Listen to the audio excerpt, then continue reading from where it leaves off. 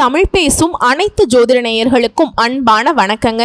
மகர ராசிக்கு இந்த பதிவுனால என்ன நன்மை இருக்கு அப்படின்னு யோசிக்கிறீங்களா? அதை தெரிஞ்சுக்கிறதுக்கு முன்னாடி முருகப்பெருமான மனதார வேண்டிக்கோங்க. நீங்களும் நான் சொல்ற மந்திரத்தை 3 முறை சொல்லிக்கிட்டே உங்களால முடிஞ்சதுன்னா கமெண்ட் பாக்ஸ்ல ஒரு முறை கமெண்ட் பண்ணுங்க. ஓம் முருகா போற்றி, ஓம் முருகா போற்றி, ஓம் முருகா போற்றி. என்னை ஜெயிக்க வைத்த கந்தா கடம்பா கதிர்வேலா, நீதான் இந்த மகர ராசிக்காரர்களை வழிநடத்தி வாழ்க்கையில செழிக்க வைக்க வேண்டும். முருகனின் காலடியை தொட்டு வணங்கி நான் இந்த பதிவை தொடங்குறேங்க. மகர ராசிக்கு வணக்கம்ங்க. மகரம் அப்படின்னாவே நிதானத்தோடு செயல்படுவீங்க. நினைச்சது எல்லாமே சாதிக்கக்கூடியவங்க தான். எதுக்குமே அவசரப்பட மாட்டாங்க. ஒரு விஷயத்தை மற்றவங்க ரொம்ப வியப்பா பேசுறாங்க அப்படின்னாக்கா அதை இவங்க சாதாரணமா பார்க்கக்கூடியவங்க தான். இருக்கிறத வச்சு சிறப்பா வாழலாம். பெருசா எதுக்கும் ஆசைப்பட மாட்டாங்க. சுயநலமும் கிடையாது. பொதுநலமா வாழக்கூடியவங்க. எல்லாருக்கும் ஓடி ஓடி உதவி செய்யக்கூடியவங்க. ஒரு நாளும் ஓஞ்சு போகாத உழைப்புக்கு சொந்தக்காரங்க. மகரம் அப்படின்னாவே மழை அளவு பிரச்சனையை கூட பனி அளவு தான் பார்ப்பாங்க. பரவாயில்ல, நான் இப்போ அவசரப்பட்டா என்ன, நான் இப்போ என்ன பண்ணாலும் சரி அந்த பிரச்சனை எனக்கு இருந்து தான் ஆகும், அதை நான் ஃபேஸ் பண்ணி தான் ஆகணும். அதை ஃபேஸ் பண்ணுறதுக்கான வழி என்னவோ அதை நான் நிறுத்தி நிதானித்து யோசிக்கணுமே தவிர்த்து அவசரப்படக்கூடாது, பயப்படக்கூடாது, பதட்டப்படக்கூடாது. இதுதான் மகரத்துடைய குணாதிசயம். இதுதான். ஸோ இதனாலேயே மற்றவங்க இவங்களை எப்படியாச்சும் கவுத்தரலான்னு யோசிச்சா கூட அவங்களுக்கு தான் பல்பு மிஞ்சும். ஏன்னா இவங்க மற்றவங்கள போல எதுக்குமே ஆசைப்படுறது இல்லை. இருந்தாலும் கவலைப்பட மாட்டாங்க, இல்லைனாலும் கவலைப்பட மாட்டாங்க. சந்தோஷத்தையும் சரி துக்கத்தையும் சரி ஒரே மாதிரி பார்க்கறதுனால தான் இது நாள் வரைக்கும் யார்கிட்டையுமே நம்ம கை நீட்டி நின்னதில்லை, கை கட்டி நின்னதில்லை. உதவின்னு போய் ஒருத்தவங்க வீட்டு கதவை தட்டினதில்லை. ஒத்த பைசா இல்லைனாலும் பரவாயில்ல, ஈர துணியை இறுக்கி கட்டிட்டு படுப்போம். யார்கிட்டையும் உதவின்னு போயிட்டு நிற்க கூடாது. ஆனால் அதே சமயத்தில் நம்ம கிட்ட யாராவது உதவின்னு கேட்டு வந்தா கூட நமக்கு இருக்குதோ இல்லையோ அவங்களுக்கு உதவி செய்யணும். இந்த தாராள குணம் படைச்சவங்க தான் மகர ராசிக்காரங்க. சொல்ல போனா தேவர்களுக்கு இணையான குணநலம் கொண்டவங்க. ஏன்னா சனீஸ்வர பகவானை ராசி அதிபதியாக கொண்டவங்க. நல்லதை மட்டுமே ஃபாலோ பண்ணுவாங்க. கெட்டதுன்னு தெரிஞ்சா மூஞ்சில் அடிச்ச மாதிரி தூக்கி எறிஞ்சிட்டு போயிட்டே இருப்பாங்க. இப்படிப்பட்ட குணாதிசயங்கள் கொண்ட மகர ராசிக்கு தலைப்பை பார்த்திருப்பீங்க. சுழற்றி சுழற்றி அடிக்க போகும் குரு சுக்கிர யோகம், கட்டாயம் இது நடந்தே தீரும் அப்படின்னு போட்டிருக்கேங்க. சுக்கிரனுடைய பெயர்ச்சியானது ஜூலை மாதம் 26ஆம் தேதியில ரிஷபத்திலிருந்து மிதுன வீட்டுக்கு பயிற்சி ஆறார். அப்போ எது வரைக்கும் அங்க இருக்க போறார் அப்படின்னா மிதுன வீட்டுல ஆகஸ்ட் மாதம் 20ஆம் தேதி வரை. ஸோ இந்த 26 நாட்கள் சுக்கிர பகவான் மிதுனவனையில குருவோடு சேர்ந்து இணைவு பெற்று இருக்க போறார்.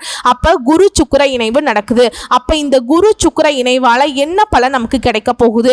அதுல சுக்கிர பகவான் பார்த்தீங்கன்னா 26/7/2025 இருந்து 31/7/2025 வரைக்கும் மிருகசீரிஷ நட்சத்திரத்துல செவ்வாயினுடைய நட்சத்திரத்துல பயணம் பண்றாருங்க. அதுக்கப்புறம் பார்த்தீங்கன்னா 1/8 அதாவது ஆகஸ்ட் மாதம் 1ஆம் தேதியிலிருந்து 11ஆம் தேதி வரை திருவாதிரை நட்சத்திரம் அதாவது ராகுவோட நட்சத்திரத்துல பயணம் பண்றார். 12/8/2025 இருந்து 20/8/2025 வரைக்கும் பார்த்தீங்கன்னா குருவோட நட்சத்திரத்துல பயணம் பண்றார். ஸோ இந்த காலகட்டத்தில் இந்த சுக்கிர பயிற்சியால என்ன பலன் நமக்கு கிடைக்க போகுது, என்ன மாற்றங்கள் கிடைக்க போகுது, எந்த தெய்வத்தை வழிபாடு செஞ்சா நமக்கு சிறப்பா இருக்கும் அப்படிங்கறத பத்தி இந்த பதிவுல நம்ம தெளிவா பார்க்கலாங்க. அதுக்கு முன்னாடி நம்ம சேனலை மறக்காம சப்ஸ்கிரைப் பண்ணிக்கோங்க. மகர ராசி அன்பர்களே, சுக்கிர பயிற்சியால என்ன பலன்? 26 நாட்கள் ஜூலை மாதம் 26ஆம் தேதியிலிருந்து ஆகஸ்ட் மாதம் 20ஆம் தேதி வரை சுக்கிர பகவான் குருவோடு சேர்ந்து 6ஆம் இடத்துல போய் உங்க ராசிக்கு 6ஆம் இடத்துல போய் அமர்றாருங்க. அப்ப இந்த சுக்கிரன் என்பது இந்த மகர ராசி அன்பர்களுக்கு யாரு அப்படின்னா 5க்குரியவன், பூர்வ புண்ணிய ஸ்தானத்தின் அதிபதி, பஞ்சமஸ்தானத்தின் அதிபதி, குழந்தை ஸ்தானத்தின் அதிபதி அந்த சுக்கிரன். அதே சமயத்துல 10க்குரியவன் தொழில் ஸ்தானத்தின் அதிபதியும் அதே சுக்கிரன் தான். அந்த சுக்கிரன் போய் உங்க ராசி லக்னத்துக்கு 6ஆம் இடத்துல போய் அமர்றாருங்க.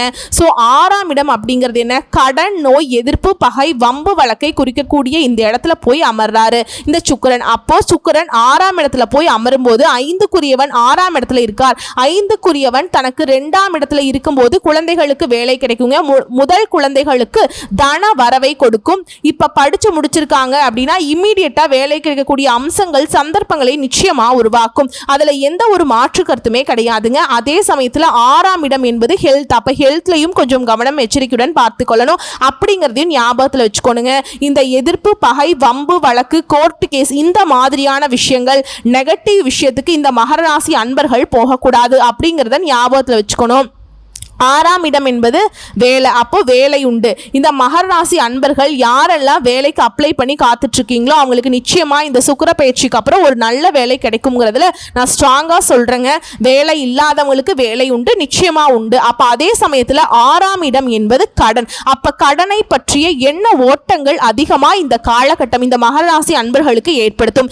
ஏன் சொல்றேன் அப்படின்னா, அஞ்சுங்கிறது குழந்தை. அஞ்சுக்குரியவன் ஆறுல இருக்கு. குழந்தைக்காக ஒரு கடனை வாங்குறது, குழந்தைகளுடைய படிப்பு செலவுக்காக கடனை வாங்குறது, குழந்தைகளுடைய திருமணத்துக்காக கடனை வாங்குறது.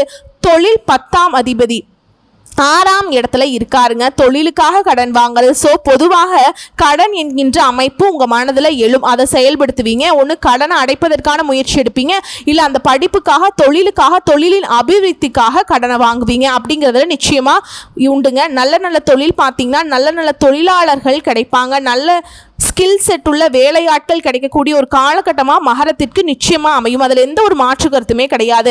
அப்போ 6ஆம் இடத்துல குருவும் சுக்கிரனும் இணைவு பெற்று உட்கார்ந்துருக்கு. அப்போ குரு வேற உட்கார்ந்துருக்கார். 12ஆம் அதிபதி முயற்சி ஸ்தானத்தின் அதிபதி தான் இந்த குரு. அது சுக்கிரனோட சேருது. அப்போ குரு சுக்கிரன் சேர்ந்தா பணத்துக்கு பிரச்சனை இல்லை, பணம் உண்டு. நீங்கள் செய்யக்கூடிய எந்த தொழிலாக இருந்தாலுமே பண தேவைகளை பூர்த்தி செய்யக்கூடிய ஒரு காலகட்டமாக அமையும். தொழிலில் வருமானம் பெருகும், அதாவது வருமானம் அதிகமாகும். பண வரவு திருப்தியை கொடுக்கும். கொடுத்த பணம் ரிட்டர்ன் ஆகும். புதிய புதிய ஒப்பந்தங்கள் நிச்சயமா உண்டு. அப்போ குருங்கிறது பணக்கார கிரகம், பெரிய பணக்கார கிரகம். சுக்கிரன்கிறது கையிருப்பு. ரெண்டுமே சேரும்போது ஒரு நல்ல தன்மையை தான் உங்களுக்கு கொடுக்க போகுதுங்க. ஏன்னா சுக்கிரன் என்பது இந்த மகரத்திற்கு ராஜ யோகாதிபதி என்பதை ஞாபகத்தில் வச்சுக்கோணுங்க. அதை பொறுத்து நீங்க செயல்படுங்க. அவர் எங்க போயிருக்காரோ அங்க இருந்து அந்த இடத்துல இருந்து உங்களுக்கு ஒரு யோகத்தை செய்ய போறார் அப்படிங்கிறத ஞாபகத்தில் வச்சுக்கோங்க. அப்போ சுக்கிரன் 6ஆம் இடத்துல இருக்கும்போது 6ஆம் இடத்துல இருக்கக்கூடிய தன்மைகளை உங்களுக்கு கொடுக்க போறார் அப்படின்னு நீங்க எடுத்துக்கலாம். அப்போ கடன் கொடுக்க போறார். கடன் நல்ல விஷயத்துக்காக யூஸ் பண்ணிக்கோங்க. ஹெல்த்தையும் கொஞ்சம் பார்த்துக்கணும், கண்டிப்பா பார்த்துக்கணும். ஏன்னா 6ஆம் இடத்துல போய் அமர்ந்திருக்கார் சுக்கிரன். சுக்கிரன் வந்து சுகரை வந்து ஏற்படுத்துவாருங்க. ஸோ வந்து சுக்கிரனுங்கிறது சுகரை கொடுக்கக்கூடிய அமைப்பு. அது சுக்கிரன் குருவோடு சேர்ந்திருக்கு. அப்போ விரையாதிபதியோடு சேர்ந்திருக்கு. அப்போ என்ன சுகரை கொடுப்போம், சுக்கிரனாலே சுகர் கொடுக்கும். அது குருவோடு சேர்ந்திருந்தா சொல்லவே வேண்டியதில்லை. சந்திரனோடு உங்க ஜாதகம் பாருங்க, சுக்கிரன் குரு சேர்ந்திருந்தாலோ அல்லது சுக்கிரனோட சந்திரனுடைய தொடர்பு பெற்றிருந்தாலோ நிச்சயமா சுகர் வருவதற்கான வாய்ப்புகள் அதிகமா இருக்கு. அதை செக் பண்ணி பாருங்க, உங்களுக்கே தெரியும். அப்ப இந்த காலகட்டத்தில் சுக்கிரன் போய் 6ஆம் இடத்துல இருக்கிறதுனால சுகர் இருக்கக்கூடிய இந்த மகரத்துக்கு கட்டுப்பாடு ரொம்ப முக்கியம்.